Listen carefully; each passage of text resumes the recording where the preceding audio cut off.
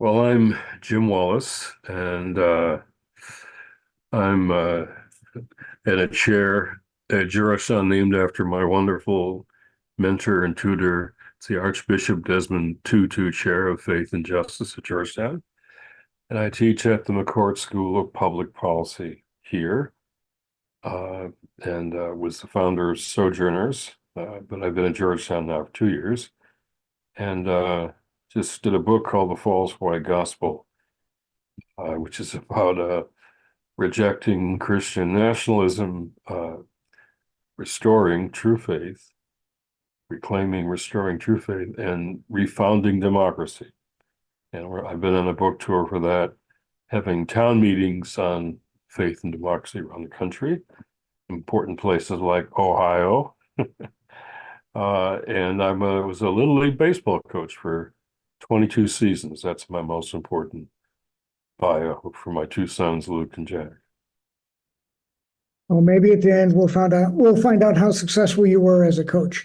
The Well, they both play college baseball, so that is Awesome, excellent. So I'd love you to begin. I ask this question with every interview, and I'd love you to begin by telling us why you felt this book was important to write now, and how it's been received since you've been on a tour with it. well. The timing turns out to be very important. It's in the middle of a critical political season leading up to the election, which I think will be this electoral season, a test of democracy for sure. Many people are now understanding that, but also a test of faith, a test for faith communities, what we say and don't say, stand up or sit down, whether we engage. The faith factor in this election, I think, could be decisive. Right now, it's dominated by a far-right, autocratic, white Christian nationalism. And the name spells the problem. The most inclusive, inviting vision in the world is made white, implicitly and sometimes explicitly. Christian, but not service and sacrifice and love, but control, dominion, domination. This is an old kind of theology. Dominionist theology goes way back. And then nationalist. When Jesus said goodbye to his followers, he said, "Go into all the world, make disciples in every nation, teaching them to observe whatever I've commanded you." So nationalist. So Donald Trump is selling Bibles that are nationalist Bibles with "Bless USA" on the cover of the Bible. That's called idolatry. Worshiping false gods, worship a nation. You can be patriotic and love your nation, which I do, but the worship of the nation is an idolatry. So it's a timely book. It's also a test for a new generation. The young people I get to teach, be with every week. They're watching what faith communities say and do. And if we don't come down on the side of the values we profess, they will never show up in church again. So we've had great events. When you get 500 people turn up in Grand Rapids, Michigan, and Milwaukee, Wisconsin, you have a great town meeting, a great conversation. And fortunately, it made the New York Times bestseller list. That's always nice when that happens. But it shows people are hungry for a different kind of faith, different kind of message than what they're seeing with the white Christian nationalists. Well, yes, and that's fantastic to hear that you're having successes at these town halls, because it seems very depressing to hear this narrative constantly seeming to win in every space. And I would like you to tell us how you define this white Christian nationalism and how it came out of faith communities, because it seems to be at odds. And you make the case in the book that it is at odds, but it is a homegrown kind of misinterpretation, ideology of evangelicalism, correct? Well, it's a misuse, it's an abuse, it's a manipulation of religion for political power. Gary Wills, in his comment in the book, said, uh, religion being used to justify hate is the ultimate blasphemy, he said, the great historian Gary Wills. And it is that. But in all our traditions, we have a fundamentalist factor in Judaism, Islam, Christianity. There's a fundamentalism is the abuse of religion for power, for political power. That's what it's always been, and that's what this is now. So there have been two streams of Christianity in this country, and I talk about in the book. Frederick Douglass talked about one stream, what he called the church bell and the auction block. Those are two metaphors, and so the book is mostly about some iconic biblical texts that really point the way forward and could really help us achieve multiracial democracy in this kind of country. The people that are afraid of multiracial democracy, they're making their last fight, their last gasp, their last battle to protect white majority rule in this country. And I can put their strategy into a sentence, which is they want to prevent our changing demography from changing our democracy. That's what they want to do. So gerrymandering, voter suppression, all the rest. And I just counter that with biblical texts, not media or politics or the left versus the right. I'm saying, let's go, don't go left, don't go right, go deeper. What do these texts say and what do they mean? So I want to let Jesus do the talking here.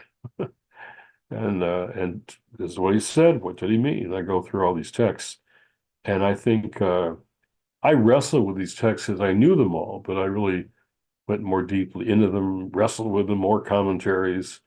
What did Howard Thurman say about the Good Samaritan parable, all of that. And I prayed over them, for a long time. And I was really excited by what they open up for us and show us and point the way, not just backward, like these people want, the mega churches want to go backward.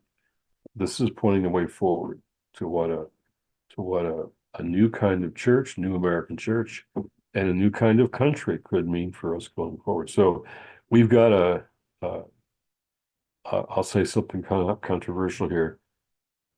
Every movement has to decide who they can persuade and who they must defeat. I mean non-violently, I mean at the ballot box. But if I didn't think there were persuadable people out there, I wouldn't have written this book. It's to help persuade them to come back to what their Jesus, who they say they love, what he says about how to live, how to act, what to do. But there are power brokers out there, as you just suggested, homegrown, to use your word, power brokers who are using religion to gain political power. And they have to be defeated at the ballot box in November.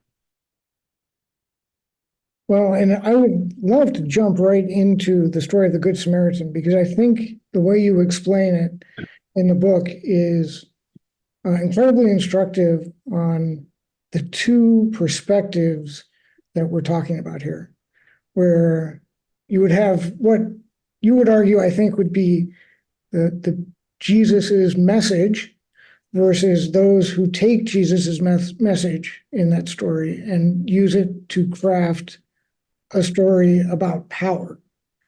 And so if you would tell us how you tell the story in the book and what the two sides that we're talking. Yeah, well, you've got this this man attacked, robbed, beaten, left for dead on the side of the road. And all the Jewish scholars say, yes, it's a Jewish man. left on the side of the road. And you've got two religious leaders of his faith pass him by for whatever, maybe they had a vestry meeting. They pass him by for whatever reason, they're too busy or unconcerned to stop and help him. And you got this lawyer who comes to Jesus and says, first of all, I've learned that this is a Washington lawyer. I finally figured out, because I know that tone of voice. So what do I need to do to inherit eternal life? Jesus said, I think you know. It's what's written. You love the Lord your God with all your heart, soul, mind, and strength. And you love your neighbor as yourself. And the second is proof of the first. To love your neighbor means you love God. Okay, he says, well, who's my neighbor? Not like, who is my neighbor? How can I welcome them? It's like, okay, exactly who are you talking about here? Who can I get out of my obligation to care for? And so Jesus uses this example of what he means by a good neighbor. Now, first of all, the Judean audience to whom Jesus is speaking here doesn't believe there are any good Samaritans. They're mixed race, they're half-breeds, they're dangerous, they're false worshipers. They're othered, if you will, by Judean culture. But Jesus picks a Samaritan to be his example of a good neighbor, which is somebody who's being othered by the society around him, sees an other, a Jew on the ground, and stops to help one who is other to him. That's a very powerful message there. Because this question the lawyer asks, who is my neighbor, may be the most important question for a democracy. John Meacham says, unless we treat each other as neighbors and not enemies, we're going to lose democracy. So where is our neighbor? Who is our neighbor? How do we find them? The title of that chapter is Your Neighbor Probably Doesn't Live in Your Neighborhood. So who are those who are different than us that we treat as neighbors? That's the powerful message here. And yet the trajectory of our politics these days is fear, hate, and violence. Fear to hate to violence is our political trajectory. So we want to be fearful of people who are our immediate neighbors or outside our neighborhood, if you will. And then we want to stoke hate against them, call them names, say they poison our bloodstream as a nation, vermin, animals, and then that leads to violence, and political violence is just skyrocketing in this country. So there are two different ways here, and Jesus says, you expand, you widen your sense of who your neighbor is. And even those who are our enemies, Jesus says, probably the hardest thing in the gospel, we should love our enemies, not to just to destroy them. So how do we do that is the Good Samaritan could help, I think, lead us, help guide us to a multiracial democracy. Well, and as we were talking beforehand, I'd like you to answer one of the questions I had reading the book, which is, if you take that story to be instructive, and the idea is to love those who oppose us and to embrace those who oppose us, how do we, on the other side, embrace this white Christian nationalist contingent? Well, Dr. King, who's mentioned throughout the book, was a mentor for a lot of us. And he continued to call on the movement, his followers, to actually love the people who were attacking them. But that doesn't mean you submit to their agenda. That doesn't mean you give up on having access to buses and restaurants and hotels and gas stations. You don't submit to their agenda but you have to love them even while they're attacking you. So the agenda of maintaining this white majority rule when our demographics are turning us into a majority of minorities, you don't submit to the agenda to maintain white power, but you love them as you work toward a nation which will ultimately be better for them as well. You believe.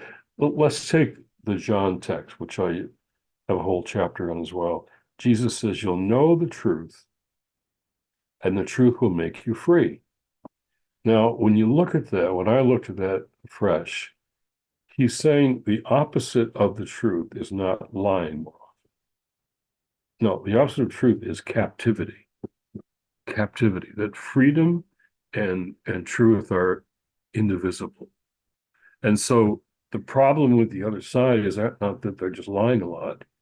I think Trump, the last count was 37,000 lies he told while he was president. But it's more people are captive to these lies. And I want to help set free the captives. Even if what they do with those lies is hateful, ugly, even violent, we've got to try and set the captives free. And I remember in that same chapter in the book, I talk about Pontius Pilate, the Roman governor, who Jesus has a debate with about the truth on his day of crucifixion, Jesus' day, his last day before he was killed. And Pontius Pilate, I think, is losing the debate with Jesus. So he says, "Oh, what is truth? What is truth?" And then he washes his hands, kills Jesus. Strong men do that. They want to undermine the very idea of the truth. There is no truth to be found. There's alternative facts, to quote a Trump advisor. And it's like the strong men want us to not think you can find truth. So just believe what they tell you. Just believe what they tell you. And so they control what the truth means. And that's why the truth is so subversive. So,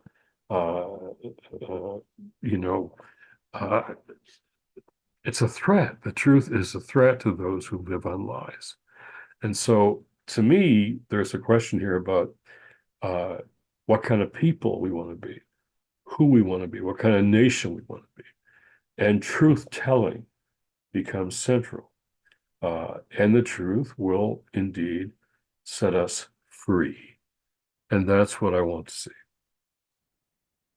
Well, and I think that message is brought powerfully home in your chapter about community versus tribalism, and the Galatians passage that you unpack through that. Yeah. And I think one of the things that in your last answer, you brought up this people who are captured by this ideology of hate and lies and violence. How do we free them of that ideology? How do we free them of that capture? Because it seems like we're not, obviously, because we've had more divisive times in this country, but we are very insulated and broken into tribes at the moment. And I'd like to hear your answer on how we can reconcile the followers of the two main threads. Well, it's Galatians 3:28. It's a very famous text. It says, there is no longer Jew or Greek, Jew or Gentile, no longer slave or free, no longer male or female. We are all one in Christ Jesus. Now, those are the three divisive, oppressive pillars in any society: race, class, and gender. And what I learned was that this text was used as a baptismal text, a baptismal rite formula in the early church. They read this text at every baptism. Now, baptism is taking your faith public. You're saying, "I am a Christian." And so imagine what it meant to read that text at every baptism. They're saying, in effect, well, we who are followers of Jesus, we have been taught to overcome these barriers, these classic oppressive, divisive barriers. We're this tribalism, I should say, we overcome that and we find ourselves one, which means if you don't want to be a part of that kind of a community, you better go somewhere else because we aren't for you. Now, the body of Christ globally is literally the most diverse human community on the planet, and yet not here in the U.S. Dr. King said it painfully but truthfully a long time ago. It's still true that 11 o'clock on a Sunday morning is the most segregated time of the week in America. And what we lose there is an important word for me is proximity. What changes us is proximity to others, particularly others who are different than we are. That's what changes us. So, and this isn't just personal, it's structural. When my father came back from the Pacific, he was a mechanical engineer on a destroyer, and he came home, and all the GIs, like my dad, got an FHA loan for their first house, our family's first house. And they got a GI Bill, pay for education. Education and housing make you middle class. And so my government made my family middle class. But no black sailors on his ship got the FHA or GI Bill. No black GIs of any kind got what my dad got, which made our neighborhood in Redford Township, just outside Detroit, it made my neighborhood all white. Every 3-bedroom ranch house was headed by a white GI coming home from the war. It made my school white, and it made my church white. So that was a deliberate decision to racialized geography. That's what it did. If that had been made differently, like if every GI who came home, who fought in the war, fought, some died, others came home, would have gotten the same, Redford Township would have been, it had been racially mixed churches, racially mixed schools. We had proximity to each other. And, moms would have been bonding over their kids and their hopes and dreams and fears and future and health. But that doesn't happen when you're not bonding with anybody outside your tribe. So the tribalism prevails because of redlining, because of real estate practice, because of Jim Crow in the South. So we were prevented from having proximity, prevented from having bonding relationships. So when I was in Detroit growing up, I'm now listening to my city. I'm 15, 16, reading the papers, hearing the news, having conversations with adult people. What is it that I hear? It looks like things are quite different in Black Detroit than white Detroit. I'm hearing about people who are poor and even hungry, just a few miles or blocks from us, who's have family members in jail. They live in neighborhoods that are unsafe, bad housing, jobs don't pay enough. Why is it that way? Well, we don't know why, but it's always been that way. Or you're too young to ask those questions. So when you get older, you'll understand. Only answer I got was, if you keep asking these kinds of questions, son, you're going to get in lots of trouble. And that proved to be true. So I tell my students at Georgetown, where I teach, trust your questions and follow them to wherever they take you. And so I decided to find answers to my questions I wasn't getting in my white world. So I went into the city.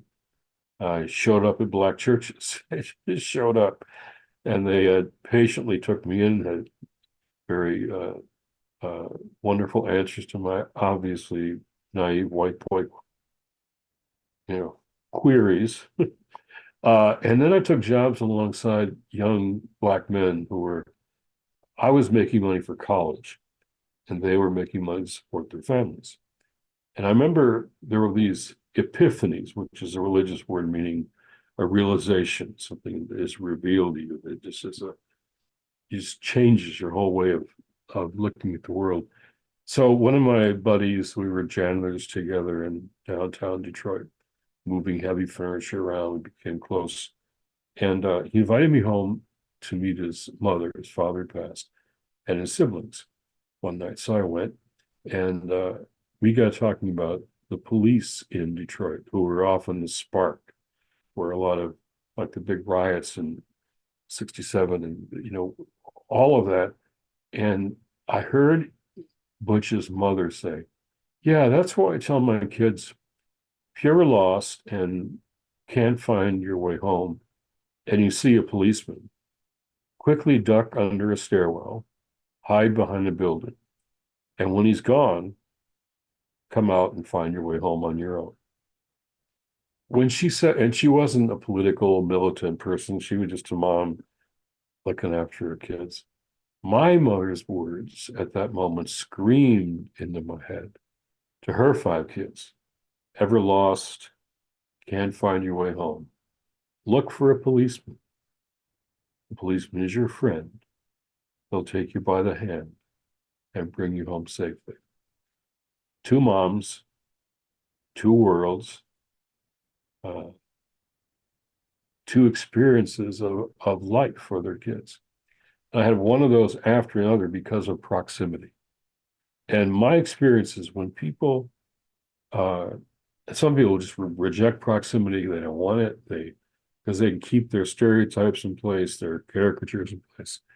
But most of the time, white evangelicals, for example, who've taken in refugees or immigrants around the world, it changes them. It changes their perspective. And they meet people who they grow to love and even admire, and they don't fit the categories of how we otherize immigrants and refugees. So proximity is what changes us. And the Galatians text suggests we're supposed to be proximate in relationship to each other. That's where we break down, how we break down the barriers. Well, and that leads me to the Black church, and also one of the best stories in the book I found to be, you kept asking questions and you kept getting into trouble, and that's how you met Bishop Desmond Tutu. And I would love for you to explain how you ended up in trouble in South Africa, in relation to the American Black Church, and how it differs from the white church in that John Lewis is good trouble kind of way. Yeah. Well, the book ends with hope, and with a long story about my relationship with Archbishop Desmond Tutu in South Africa. And I began, after a while on the book tour, ending the talks with that story and that sense of hope, because the words I was hearing, you're suggesting this is out there too, helplessness and hopelessness, just discouragement. And what we're hearing is so ugly and so bad and so alarming. I feel helpless and hopeless. So what do I do? So I tell a story about Archbishop Desmond Tutu, who taught me the difference between optimism and hope. They aren't the same. Optimism, he told me, Bishop Tutu, is about a feeling or a mood or a personality type, cup half empty, cup half full. Hope is not that. Hope goes deeper. Hope is not a feeling or a mood. It's a decision you make, a choice you make because of this thing that we call faith. The book of Hebrews has this text I love. Now, faith is the substance of things hoped for, the evidence of things not seen. And my paraphrase of that is that hope means believing in spite of the evidence, then watching the evidence change. So I was snuck in to South Africa because I was on the security list there because we had protested apartheid here in the US. And I was invited to have a conversation between South African churches and American churches to form an alliance to undermine the apartheid regime, which later became the sanctions movement and all of that. But I remember none of my South African colleagues could meet me at the airport because I was being snuck in under a relief organization. And I had to make my way to St. George's Cathedral to meet Desmond Tutu, which I did. And I got there, and the cathedral was just surrounded by military police, assault weapons and helmets and shields and all of that, hundreds of them. And I slowly made my way through them, and I got into the cathedral. They had canceled a proposed rally. That's why the police were there. And instead, Tutu decided just to have church. So there he is up in the pulpit, little man, long flowing robes, looks a bit like Yoda. and and he's starting to speak when all of a sudden the front doors of his cathedral are broken open, and in come these South African security police lining the walls of his cathedral with tape recorders and notepads in their hands, as if to say, you go ahead, Bishop, you be prophetic. You just came out of prison. We'll send you right back there.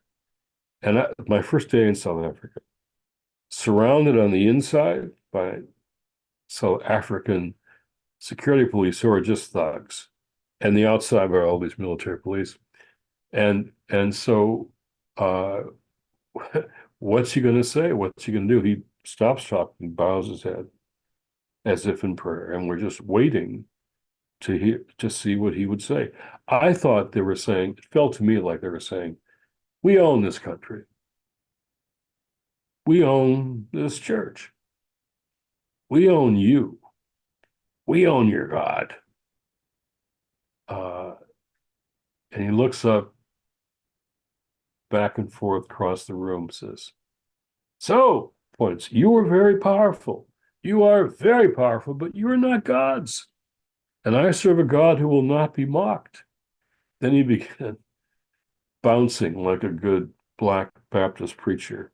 So, he said, since you have already lost, remember we're surrounded. Since you've already lost, we invite you today to come and join the winning side. And the young people leapt out of their seats and they danced outside. And we just followed them. We all followed these young people. And these military people didn't know what to do with these dancing worshipers who weren't afraid. They weren't afraid. We weren't afraid. And 10 years later, I'm at the inauguration of Nelson Mandela. And guess who is master of ceremony? Archbishop Desmond Tutu. I said, Bishop, do you remember that day in St. George's? Remember what you said, what we did? He smiled. He remembered. I said, Bishop, today they've all joined the winning side, because you couldn't find one South African in that day who hadn't always been against apartheid. And I learned the trajectory of faith and change. So it starts here with faith, which sparks the hope, which creates the action that leads to change. Faith, hope, action, and change. And then I began to realize, standing there with 150,000 people, tears running down our faces, hearing Nelson Mandela inaugurate the birth of a new nation, first democracy ever in South Africa. And I realized, as much joy as there is of being at the party, the celebration, the victory, that's not where people of faith are most needed. We're more needed back at St. George's, when you're feeling surrounded, when all you can see is the party through the eyes of faith. You can see the celebration, the victory through the eyes of faith. That's our job, to see that. And so I remember on these book tour things, I got to telling that story. People love the story. And then I said, so we're going to feel surrounded in these next few weeks and months by ugliness and by hate and by violence and holding and showing the worst of us as the American people. I just want you, when you're feeling surrounded, to remember that Archbishop Desmond Tutu would say, remember, we're on the winning side. And then people jump out of their seats like the young people did. I think that's what faith contributes most to movements, is that sense of hope when you feel surrounded. Well, yes, and I think that that brings us to the kind of the conclusion of your book, which is that there's a secular response to white Christian nationalists, but there's a more important Christian response to it. There has to be a faith-based response to this faith-based corruption. Yeah, the answer to bad religion, many people reasonably think, is no religion at all. No religion. I think the answer to bad religion is better faith, good faith. I think that's a much better response. And there are some days when I hear so much bad religion around me, I think maybe the answer is no religion. But ultimately, I think it's better faith. So every nation has its better angels and its worst demons. And the demons of race run very deep. I call it America's original sin, very deep. And Donald Trump is not a leader in my view. He's a good marketer, though. He's marketing racial grievance. And I would say Donald Trump is marketing our worst demons in this kind of country. So only the better angels can defeat those worst demons. So how do we bring faith to bear? That's what I try to do in this book by laying out these texts that really can show us a different and better way. And I think our trajectory of faith and hope and action and change finally does prevail over all of these worst demons. Now, I can't calculate racial grievance or mobilizing demons in 6 key states, battleground states in the Electoral College. I can't calculate all that, but I think we've got to talk about what our better angels are, what it means to be the better people we can be, and how we can find each other again and see this growing diversity in America as a real gift and not a threat. I think it's truth telling in all of our places, not just in interviews like this and national media and all the rest, big crowds of people. No, it's going to be in situations we all find ourselves in, where all of us are influencers in some places and spaces. So one very fun story I like to tell is one of my team, his father is a pastor, and his father and my mother are in this church in rural Georgia.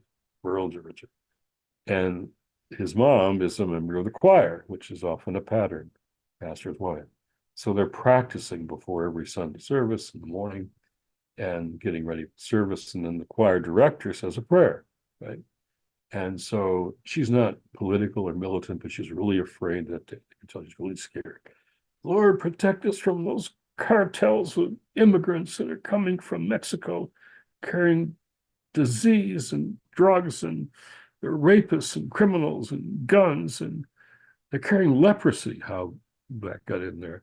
And those soldiers, protect those soldiers who are fighting to defend us from those people. And the pastor's wife said, stop.